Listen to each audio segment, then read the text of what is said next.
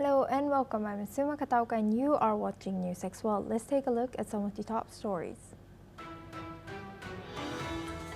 At the United Nations General Assembly, Zelensky has said that if a nation wants peace, it still has to work on weapons and drones. He emphasized that there are no security guarantees except friends and weapons. Zelensky further addressed situations in Gaza, Ukraine, Syria, seeking for action. Meanwhile, Iranian President Masoud Pezeshkian also addressed at the United Nations General Assembly, focusing on the recent strikes on Iranian nuclear facilities. He further defended their nuclear stance, saying that Iran does not seek building nuclear weapons.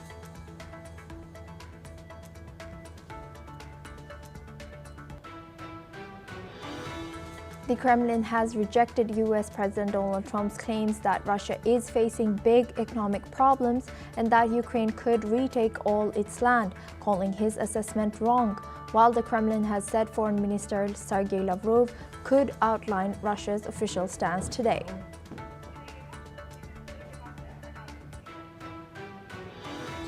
Ukrainian drones have struck Russia's Salavat petrochemical complex for the second time in a week, disrupting one of Gazprom's largest fuel and chemical plants. The attacks are part of a wider strike campaign that has also hit UFA's refinery, come as peace talks stall and Russia faces fuel shortages amid reduced refinery output. 3 people were injured in a shooting at a U.S. Immigration and Customs Enforcement office in Dallas, with the suspect found dead from a self-inflicted gunshot wound on a nearby rooftop. Homeland Security Secretary Kristi Noem has confirmed multiple injuries. Typhoon Ragasa, the world's most powerful cyclone this year, has killed 17 people and left another 17 people missing in Taiwan before flooding Hong Kong.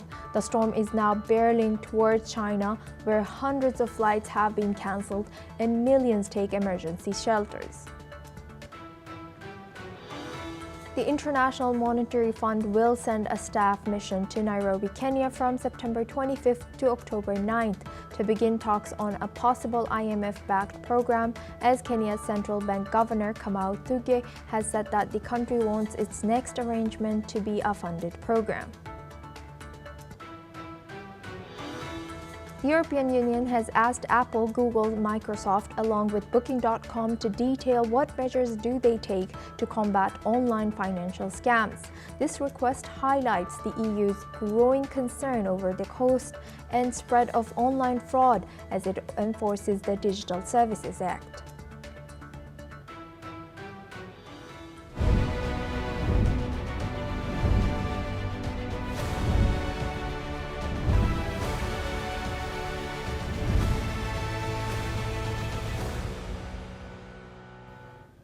Ukrainian President Volodymyr Zelensky has addressed United Nations General Assembly.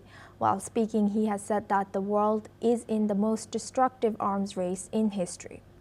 He further warned that Russian drones are flying across Europe and said that President Putin wants to expand the war. President Zelensky has said that Ukraine is ready to share lessons from its defense against Russia and stressed the need to use all resources to force Russia to stop. He further highlighted the importance of rules for AI in weapons. The comments come after his meeting with U.S. President Donald Trump, who says Ukraine can win back all lost territory and reaffirm support for Kyiv.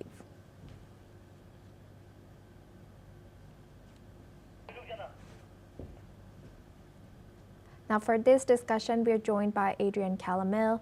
He's a terrorism scholar, joins us live from New York. Thank you very much, Adrian, for joining us. Good to see you. Now, what's your reaction for this President Zelensky's, how he emphasized the need for powerful nations to work together to stop the war? And how does Ukraine view the role of what it can share with other nations to update or to empower their warfare?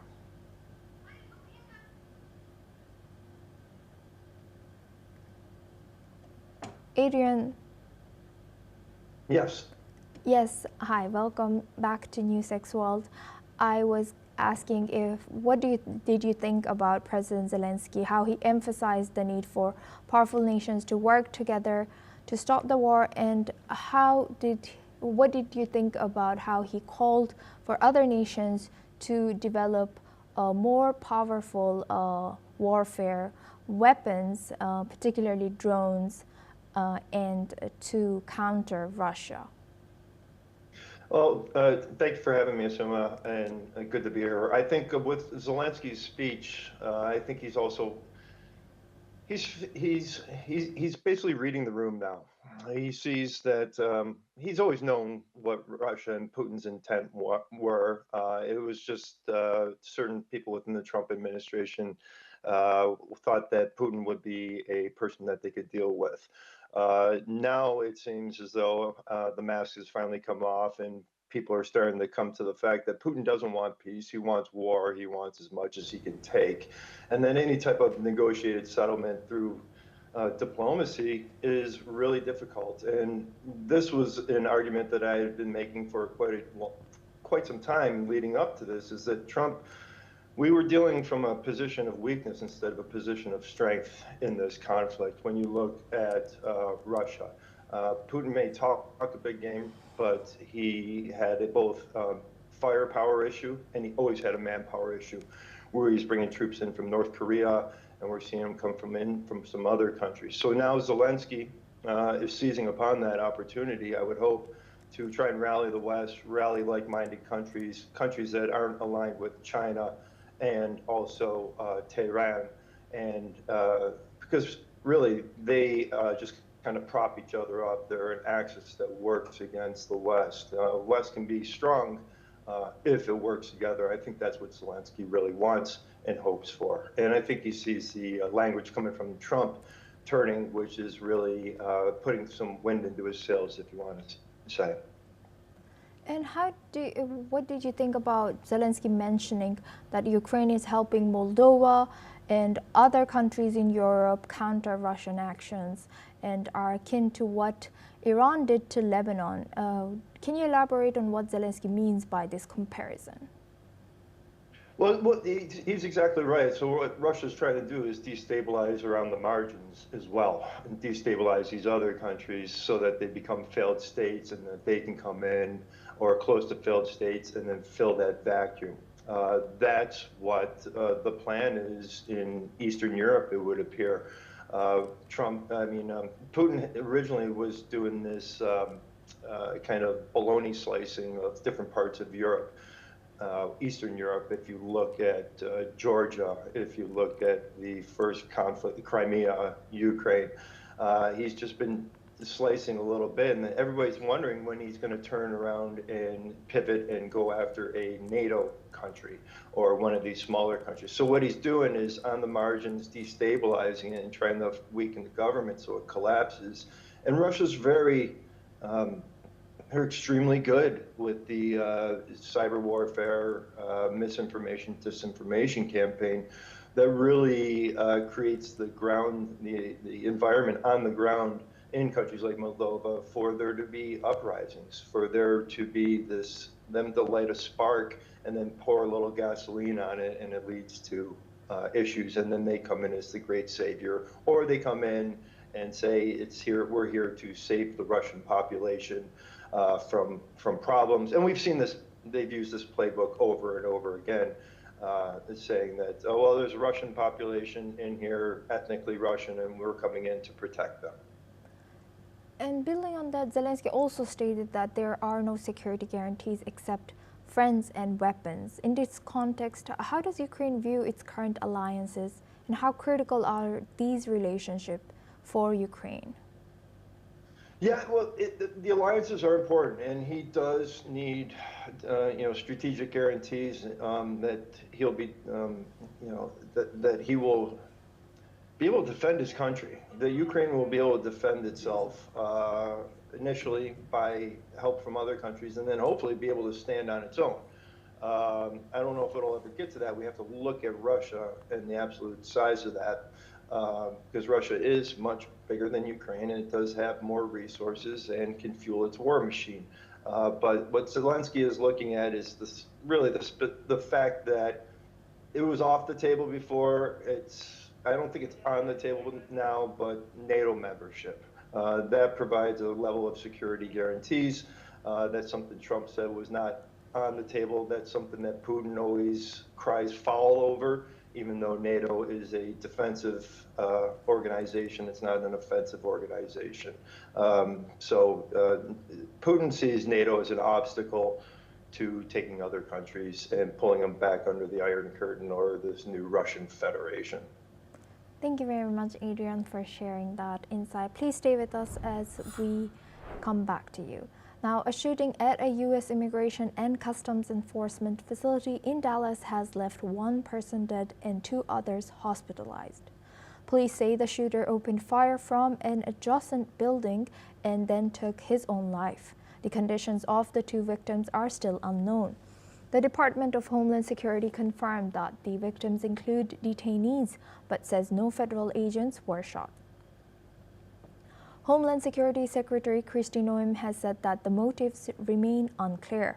The incident prompts a strong security response in the area as authorities continue their investigation into the deadly shooting. Now we go back to our guest discussion with Adrian Calamel. He's a terrorism scholar, joins us live from New York. Adrian, thank you for staying with us. Now, this is shocking, but at the same time, the timing of all this and while the crackdown happens on immigration in U.S., how is this news covered over there? And since we do not know about the motives of the perpetrator or the shooter, what can government do to address concerns regarding the safety and security of detainees in such facilities? Yes, great questions, Asuma. This is really a horrible situation, and you know, it is, in my definition, what you have is it's terrorism. It's a political act. I mean, we don't know. It's still fog of war, if you want to call it, related to this incident. But you know, I think it's pretty obvious they were taking aim at an ICE facility. There was a political motive here. The objective was to kill people, and it was to send a message. It's not to terrorize the people down there at the ICE station. It's to terrorize the viewers. It's to terrorize the government. It's to terrorize people into reversal of this policy. So that's for me, the very definition of terrorism: a political act that looks to inflict, you know, suffering and broadcast for everyone to see, to shift and move the needle in one direction. So what the government needs to do is, you know, we're in a very weird place right now, I would say, where a lot of this isn't isolated. I mean, everybody was talking about Charlie Kirk a little while ago, but then if you're leading up to this, there was the shooting of the staffers in D.C. I mean, it was a cold-blooded assassination. You saw the gunning down of the United Healthcare CEO. You saw the assassination and the person walking up in New York City and just going up and shooting up, I think it was BlackRock. So you have all these incidents happening, and these are, a lot of cases, politically motivated. You have multiple assassination attempts on Donald Trump. So we have a population right now, and a segment of the population that has been radicalized. We don't know if they're getting directions from overseas on this. I suspect that in some cases, maybe not with the assassination plots, but they are getting some direction as far as these protests that we see going around.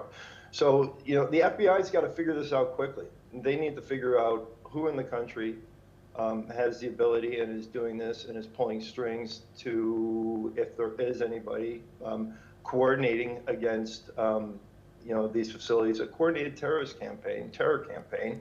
And is this just the beginning? Are these probes to something larger? And I think that's what a lot of people are worried about. People in the intelligence community, people such as myself, are more worried about an Al-Qaeda plot that's been brewing for years. And if lone shooters are able to go in and pick off, and we see this upbeat, this tempo, are we prepared for the next large attack? Are we Yes. prepared for these small attacks? Are Adrian, soft targets prepared? yes. Thank you very much, Adrian Kalmer, for joining us and sharing your insight all the way from New York. Now we move on. An international aid flotilla heading to Gaza was attacked overnight by drones in international waters off of Greece. The global Smooth flotilla, made up of about 50 civilian boats, is trying to break Israel's naval blockade. Among those on board are activists, lawyers, and Swedish climate campaigner Greta Thunberg. 12 drones dropped explosives near the vessels, damaging some boats, but all passengers are safe. Italy has condemned the attack and sent a Navy frigate to assist, primarily to protect Italian citizens who are on board. Israel has accused the flotilla of supporting Hamas and warned it may stop the convoy if it does not dock in an Israeli port. Now for this discussion, we are joined by Matthew Vadam. He's an American journalist, joins us live from Washington, D.C. Thank you very much, Matthew, for joining us. Welcome to NewsX World. Now, Italy has Thank you. Thank you. Now, Italy has condemned this drone attack. And do we know who shot this drone towards these flotillas? You mean who is jamming the communications to the Gaza aid flotilla? Yes. We don't know, but my guess would be Israel was doing it, and and they're blasting music from the Swedish pop group ABBA into over the airwaves, which is because Greta Thunberg is on board one of the flotilla ships. So the obvious perpetrator here would be Israel, because they object to the mission, and I don't have any proof of that, and I can understand why Israel would be upset about the flotilla, but they're not just going to come out and admit it, presumably. Yes, and Matthew, now Israel has accused the flotilla of supporting Hamas and threatened to intervene if it does not dock on Israeli port. So how does this U.S. view Israel's actions in this matter, and does it support Israel's stance on the blockade of Gaza? I think that President Trump has been walking a fine line. He wants some aid to get through, but probably not a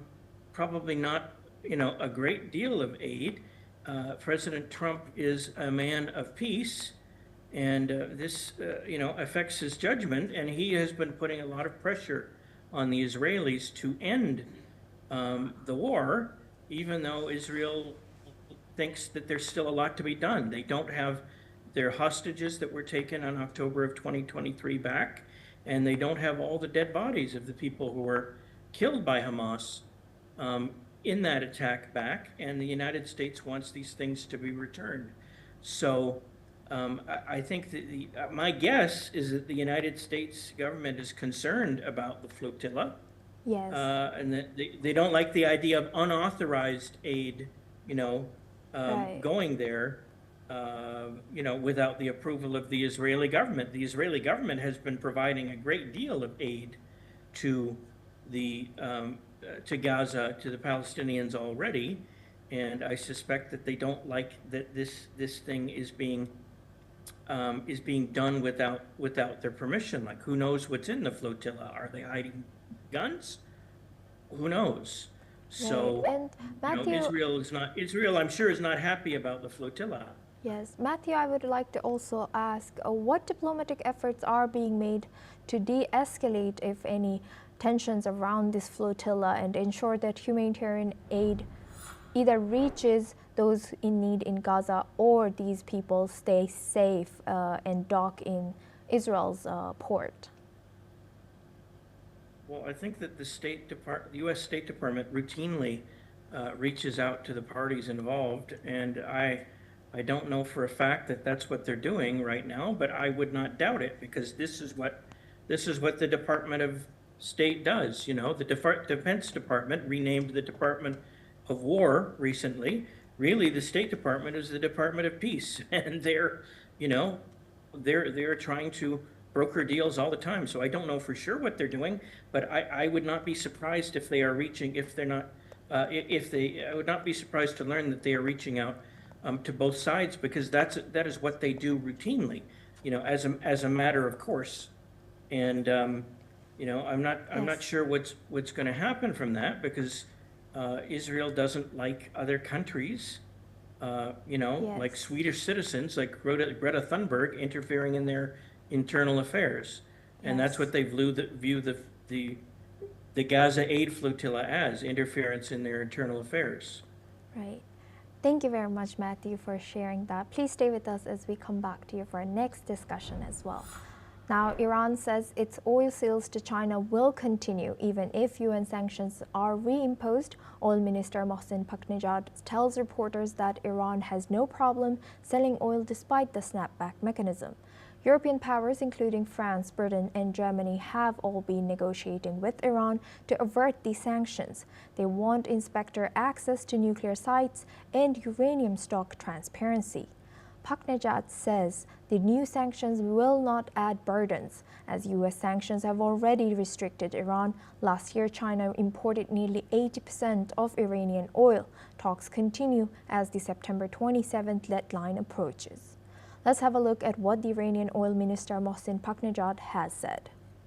اسنپبک یا مکانیزم ماشه در واقع محدودیت آزاردهنده جدیدی رو در حوزه فروش نفت ایجاد نخواهد کرد. ما در طول سالهای گذشته به قدری با محدودیت‌های شدید تحریم‌های ظالمانه و یک طرفه امریکایی‌ها مواجه بودیم که عملاً این شرایط شاید خیلی چیزی به اون اضافه نکنه.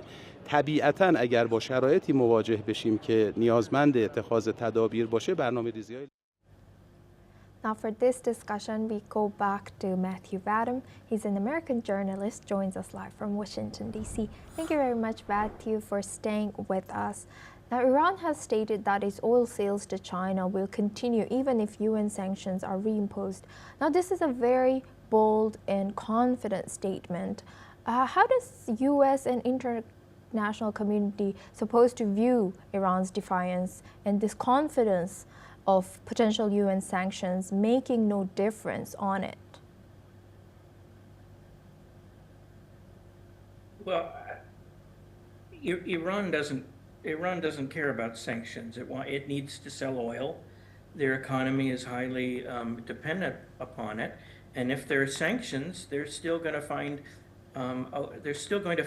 find a way around sanctions from the United States or from any other countries. So I don't think this is going to make them change their business. Iran is, you know, an international pariah, so they will do business with anybody pretty well, and you know, almost, and they need their money, especially the hard currency, foreign dollars and foreign currency to prop up their economy. And what steps is the U.S. taking to ensure, if any, that sanctions are effectively enforced on Iran? Well, the U.S. has, I think it was some weeks ago, around the time of when the United States bombed the nuclear the supposed nuclear facilities in Iran, they moved U.S.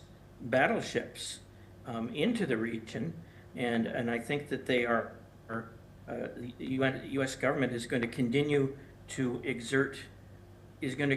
with this show of force for this foreseeable future, because they don't want Iran to, because they don't want the Iranian regime to succeed. And right now the regime is under a lot of pressure after the bombings of the nuclear facilities, and, you know, with various sanctions. The Trump administration's attitude towards Iran is very different from the Biden administration. The Biden administration was relatively friendly, and as we know, the Obama administration sent an airplane full load of U.S. cash, billions of dollars to the Iranians. So, you know, the Trump administration is going to continue to apply pressure to Iran, and you know, I think that they're going to continue the naval presence in the area, and Iran is going to do everything it can to find a way around sanctions, and as long as there are countries willing, companies and countries willing to buy their oil, they're going to keep selling it. They're a major player on the international oil markets, so they're. Right. I don't think they're going to disappear anytime soon, as major oil market participants. Right. With that, thank you very much, Matthew Badham, for joining us and sharing your insight throughout our news. This is all we have time for. We will continue to bring you more news updates from around the world.